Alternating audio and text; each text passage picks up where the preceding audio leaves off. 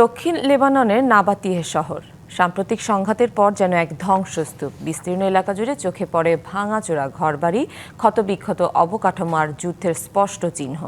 তবুও থেমে নেই জীবন। বাস্তুচ্যুত বহু মানুষ ধীরে ধীরে ফিরছেন নিজেদের ভিটে মাটিতে, খুঁজে নিচ্ছেন হারানো স্মৃতি আর বেঁচে থাকার নতুন পথ।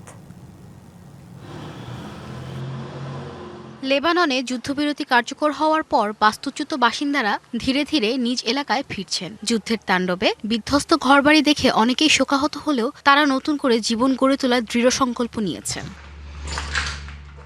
৩ সন্তানের জননী দারিন হামজা যুদ্ধবিরতির পর ফিরে এসেছেন তার বিধ্বস্ত ঘরে। ইসরায়েলি হামলার সময় তিনি স্বামী ও সন্তানদের নিয়ে নিজ বাড়িতেই অবস্থান করছিলেন। তেল আবিবের হামলায় অল্পের জন্য প্রাণে বেঁচে যান তারা। হামলার সময় বাড়ির ভেতরেই ছিলেন এবং পরে আশ্রয় নেন বৈরুতে।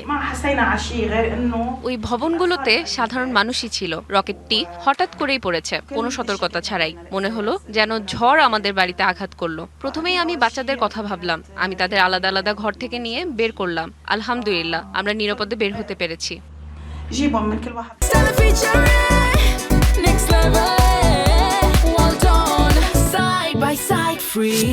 ধীরে ধীরে স্বাভাবিক জীবনে ফেরার চেষ্টা করছেন, তবে প্রয়োজন হলে আবারও চলে যাওয়ার প্রস্তুতিও রাখছেন।